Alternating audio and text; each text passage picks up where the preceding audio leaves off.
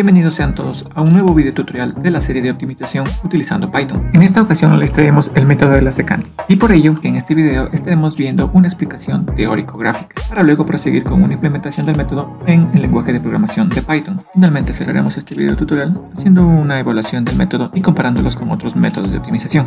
Pero antes de continuar, no se olviden de suscribirse a nuestro canal y seguirnos en todas nuestras redes sociales. También recuerden que el código de este y de todos los videotutoriales que tenemos en nuestro canal está subido a nuestra página de GitHub. Ahora sí, vamos a programar. Pasamos a ver inmediatamente lo que es el método de la secante. El método de la secante en optimización es una adecuación del método de la secante utilizado para encontrar las raíces de la función, es decir, tiene el mismo comportamiento que el método de Newton-Raphson. En este método se utiliza esta expresión, esta ecuación numérica que tenemos aquí, de una manera iterativa para encontrar el valor mínimo o máximo. Como se puede ver, de esta expresión se desprende el valor de alfa, que corresponde al valor mínimo o máximo al que queremos llegar.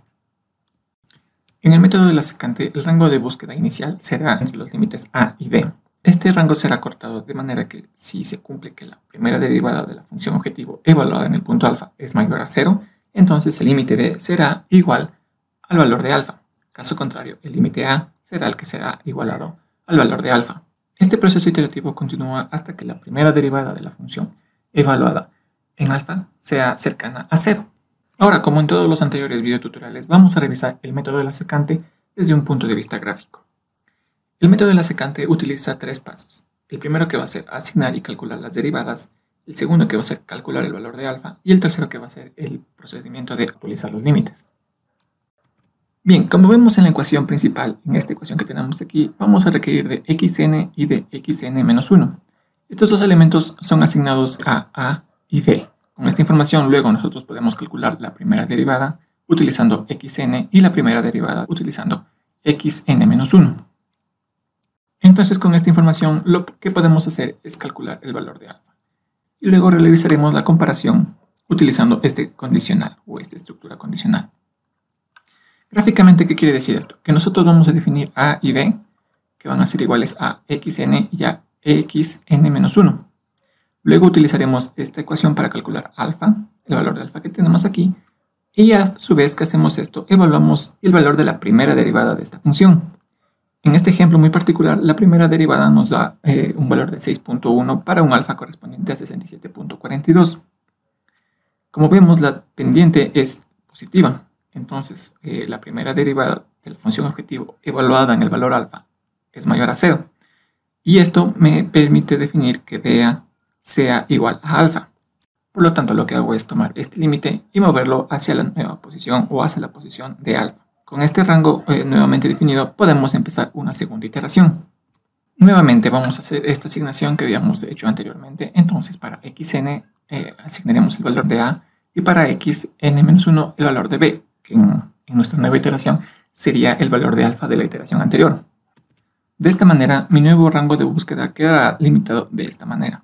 Luego definimos u obtenemos el valor de alfa utilizando la ecuación y nos da que el valor en x es de 60.88.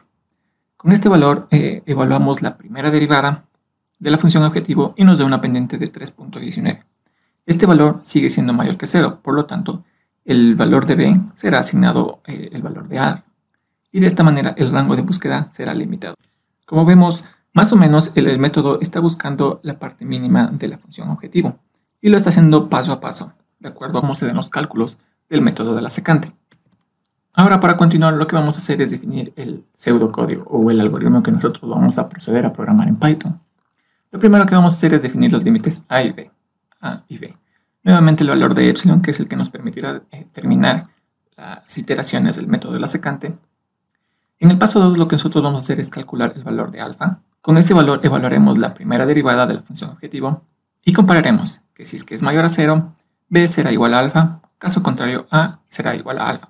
Es decir, estaremos moviendo estos dos elementos o estos dos límites al valor de alfa dependiendo del valor de la pendiente. Dentro de ese paso, lo que haremos es comparar si es que el valor absoluto de la primera derivada de la función objetivo evaluada en el punto alfa es mayor a epsilon. Si es que eso se cumple, entonces debe irse al paso 2. Caso contrario, se debe salir del ciclo iterativo e imprimir el resultado de alfa y la función de alfa, que en teoría deberían ser los valores mínimos de la función objetivo. Ahora, para empezar a programar el método de la secante, lo primero que debemos hacer es importar nuestras librerías. Vamos a utilizar la librería de gráficos Matplotlib, la librería científica NumPy y la librería simbólica SymPy. Luego, al igual que en los casos anteriores, vamos a utilizar el problema que ya habíamos definido del sistema de energía solar. Y con ello, lo que queremos es calcular esta solución. En los tutoriales anteriores ya habíamos aprendido cómo graficar, entonces vamos a dar por hecho de que esta función es la que nos va a graficar la función objetivo. Y dentro de esta función también podremos ver que hemos ingresado los valores que esperamos obtener, 55.08 y 1225.17. Luego también en los tutoriales anteriores ya aprendimos cómo calcular el gradiente, por lo que utilizaremos la librería Symbolic Python, le asignaremos la variable t y luego escribiremos la función objetivo aquí, tal cual nos entrega esta ecuación de aquí.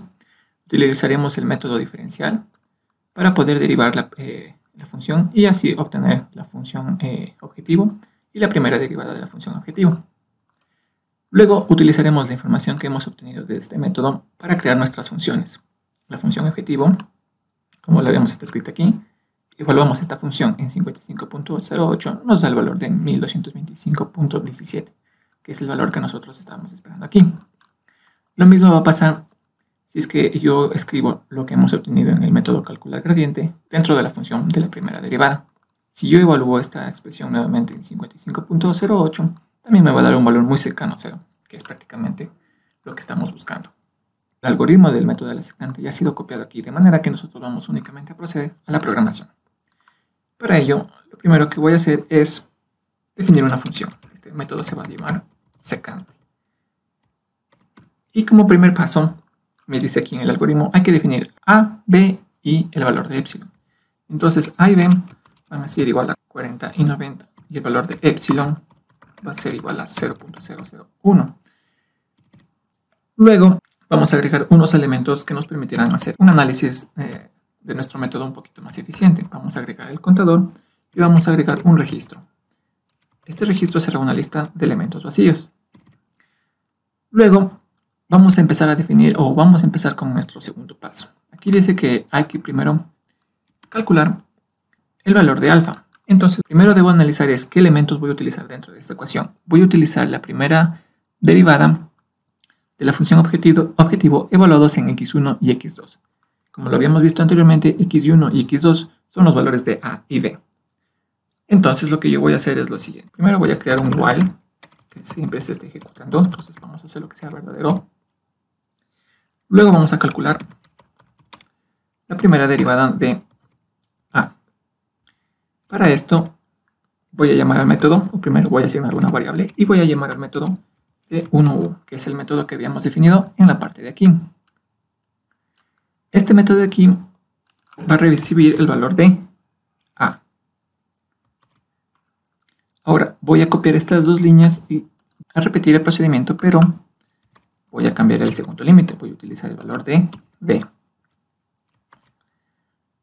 Ahora sí, podemos empezar a calcular alfa. Vamos a escribir aquí un comentario, alfa, y vamos a proceder a escribir esta ecuación.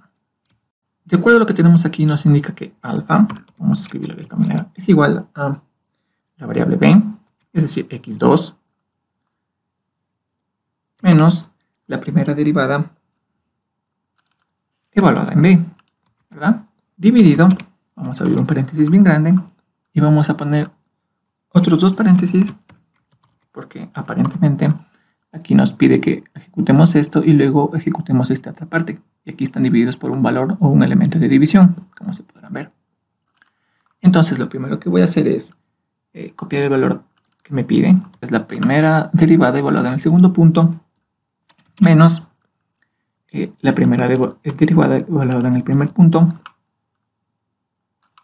Y esto también va a estar dividido para x2, que x2 va a ser b, y x1 va a ser a. Y listo. Esto es la ecuación con la que vamos a trabajar, la ecuación de alfa. Luego nos pide que comparemos o hagamos esta evaluación, ¿verdad? Entonces lo primero que voy a hacer es evaluar la primera derivada de la función objetivo evaluada en alfa. Y para ello lo que voy a hacer es llamar el método que ya tenemos escrito aquí. Y le vamos a escribir alfa. Luego nos dice que comparemos con 0. Entonces utilizamos if. Copiamos este valor de aquí. Y le escribimos mayor a 0. Mayor a 0. De ser esto correcto, el valor debería ser igual a alfa. Eso es lo que nos indica aquí. Caso contrario, el valor de a debería ser igual a alfa. Entonces, vamos a escribirlo aquí. Vamos a escribirlo de una manera más adecuada. Y ya está. En este punto quisiera saber cuánto es el valor de la función objetivo evaluada en alfa. Entonces, para eso voy a escribir lo siguiente. Alfa es igual a u de alfa. ¿Y por qué hago esto? Lo hago porque necesito agregar información a mi registro. ¿Qué información voy a agregar a mi registro? Voy a registrar o voy a agregar el valor del contador, el valor de alfa, que va a ser mi x, y el valor de u evaluado en alfa. Un paso que debo hacer antes de esto es incrementar mi contador en 1, porque no quiero que el primer elemento aquí sea 0. Bien, ahora yo debo hacer que se imprima un poco de información aquí, porque yo quiero que esto suceda antes de que el método evalúe la siguiente condición, esta condición, la condición de ruptura. Entonces, para ello lo que voy a hacer es escribir print. Voy a escribir una oración como la que ya habíamos hecho en los métodos anteriores.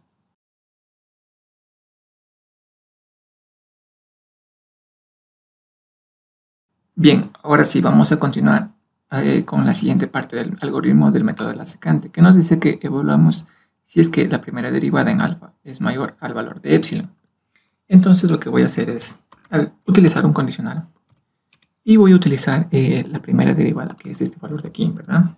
Voy a escribir primero la función para encerrarla dentro de un valor absoluto y aquí voy a evaluar si es que es menor o igual a epsilon. Si es que esto se cumple, entonces lo que voy a hacer es imprimir básicamente esta línea de información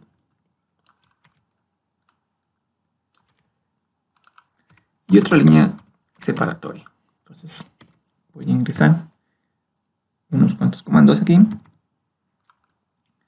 Finalmente, como ya sé que aquí se debería romper el ciclo, voy a utilizar el comando break. Finalmente, fuera del ciclo while, fuera de nuestro ciclo while, es decir, tenemos que quitar una indentación, retornamos el registro. Ya estaría nuestro método de la secante, vamos a ver. Al parecer todo está funcionando bien. Ahora sí, vamos a ejecutar nuestro método de la secante. Bueno, vamos a definir la línea registro es igual a secante, el método de la secante. Y lo que vamos a hacer es utilizar el comando de reiniciar y correr todo. Vamos a ver qué nos arroja aquí. Y ya, aquí están los resultados que queríamos ver. Como podemos ver, el método va iterando y realiza 15 iteraciones y va iterativamente reduciendo el espacio de búsqueda, de tal manera que en algún punto encuentra que la mejor temperatura para nuestro sistema es de 55.08 y el costo de esa temperatura sería de 1225.17. El método ha llegado al valor que nosotros estábamos esperando, que es el valor que teníamos aquí. Ahora vamos a hacer la última parte, que es la evaluación del método. Para ello copiamos el método que ya lo habíamos implementado en casos anteriores y únicamente llamamos a este método utilizando el registro que nos arroja el método secante. Con ello podemos hacer el análisis de convergencia de que la temperatura cae desde un valor de 67 y un poquito más, que es el primer valor que tenemos aquí, hasta 55 y se mantiene en ese valor por algunas iteraciones. ¿Cuántas iteraciones son? Más o menos son desde la iteración 5 hasta la iteración 15, es decir, 10 iteraciones. Luego la convergencia en el caso del costo tiene el mismo comportamiento. Desde la iteración 5 hasta la iteración 15 más o menos se mantienen con ese valor. Si yo no quisiera tener tanta precisión, porque aquí realmente lo único que están cambiando son los decimales, podría reducir el valor del epsilon. Entonces vamos a cambiar esto. Corremos de nuevo y vemos que ahora en vez de utilizar 15 iteraciones, utilizó 11 iteraciones. Si evaluamos el método, podemos ver un comportamiento semejante sin ningún cambio, pero esta vez no utilizará las 15 iteraciones, únicamente utilizará 11. Y ya, con eso damos por finalizado el método de la secante.